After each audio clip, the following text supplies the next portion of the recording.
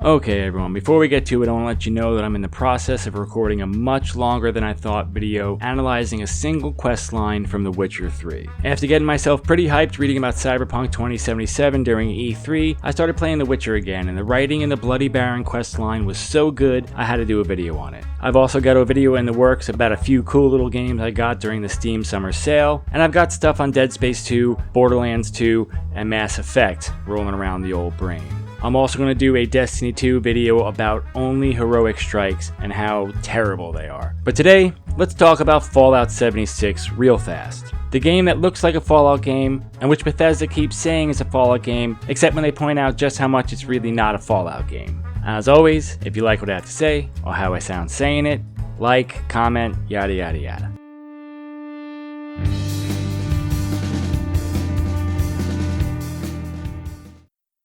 So, out of all the E3 hype stuff, I found Bethesda's presentation the best and also the weirdest. Prey DLC, one of the best games of the last couple of years, and Rage 2 both look great. But after that, everything that was shown was either something that's almost certainly coming out in the next generation, like Elder Scrolls 6 or Starfield, both of which only have logos at the time apparently, or they come with some pretty big caveats, like they showed an Elder Scrolls game that's on mobile devices. Now, on one hand, mobile games are shit, and why would I play a game on my phone when I can play a game on my PC or my console? I mean, at work, I'm usually working, and while I'm commuting, I'm driving, and I don't really wait on lines because I hate lines. But then on the other hand, I think it would be really great if better games started to be made on mobile again. There are millions of people who play mostly mobile games, and the quality of the average game in the App Store is shit. So yeah, that's pretty cool. There's a new Wolfenstein game. And while both of the new Wolfensteins had really great stories, they also had pretty average gameplay, with the first one being better than the second one in my opinion. There was the new Doom game, which is probably still a couple of years out considering they didn't show anything of it, meaning that at the very best we'll see gameplay at next year's E3 and have a release sometime at the end of 2019 or in early 2020. And then, of course, there's a new Fallout game. Yes! Is it developed by Obsidian? Cause that would be fucking... Oh, it's an online multiplayer survival game? So when I first read the leaks about what this game was, I became immediately skeptical. Then Todd Howard started talking about how it's totally a Fallout game with a story and everything. But then I heard there were no NPCs. But then we heard there'd be quests. But then we heard there'd be very little dialogue. And on and on and on. So at the end of the day, I still don't really know what this game is. And that leaves me pretty anxious that this isn't going to be what I want out of a Bethesda Fallout game. I mean, if it was, wouldn't they have just made it clear what the game is? So let's do a little thought experiment here, okay? When you think of a Bethesda Fallout game, what are the important systems that make a Fallout game a Fallout game?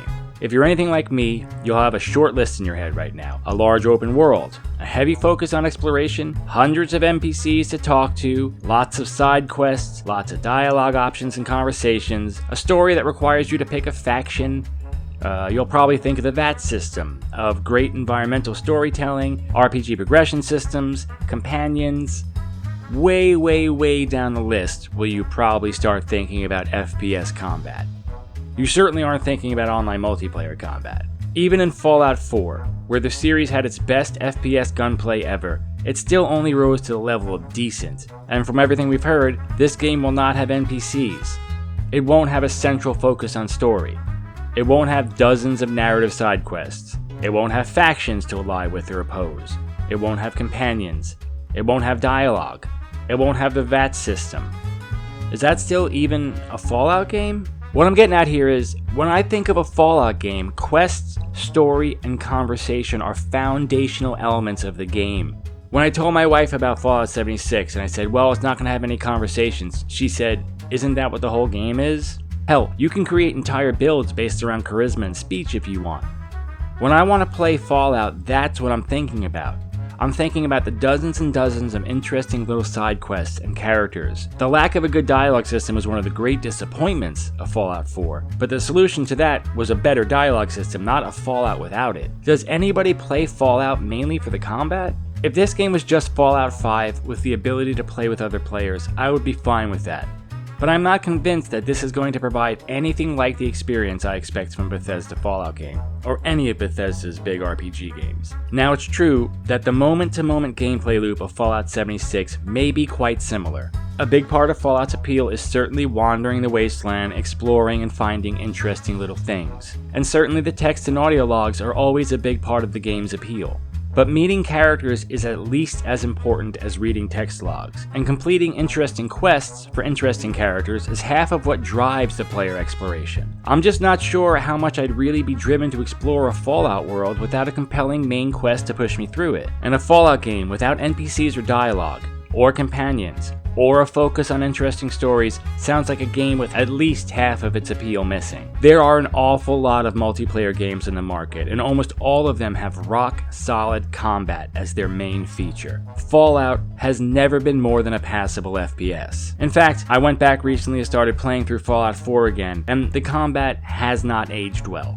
At the time, I think everyone was pleasantly surprised at how the FPS mechanics were much improved from the previous games. But that's just grading on a curve, man. Is the combat in Fallout 4 better than 3 in New Vegas? Oh my god, yes, it is so much fucking better. But still, it's actually pretty shit. And the early game weapons are nearly unusable, requiring constant VATs to be successful. By the end of the game, you've gotten enough good weapons that the FPS combat becomes fine. But this isn't just a single player game. It's apparently a multiplayer FPS game with no VATs at all. This sounds like a recipe for frustration to me. If I'm stuck with low-level weapons and another player has much better weapons, that is not a balanced multiplayer experience. Anyone who has played a lot of multiplayer shooters knows that balance is crucial. You have to feel like when you are killed, it was a result of your skill or your strategy, not because this guy spent time grinding to get a 10-time better weapon. Now, as always, much will depend on the matchmaking that Fallout 76 uses, but even there, has Bethesda ever had to make a matchmaking system? I can't imagine how the FPS combat in Fallout 4 would be a fun multiplayer experience. But my anxiety about this game goes beyond just the fact that I'm not sure I'm interested in what this game has to offer. You see, it makes me kind of sad that instead of using the engine and assets to get another real Fallout game out, or to have someone like Obsidian or another developer make another Fallout game, they decided to make this. For all of their faults, like broken quests and bugs and ridiculous loading times and floaty combat, and unsatisfying endings for the main quest. Even with all of that, Bethesda Fallout games are still some of the best games released. The care the developer puts into creating their worlds makes the games a pleasure to explore. And the world is always filled with interesting characters and quests. But now I'm worried, kind of like how Elder Scrolls 6 was pushed back probably years because of the relative success of Elder Scrolls Online. I'm worried that if this game is a success too, there will be much less incentive to get to work on a new, real Fallout game.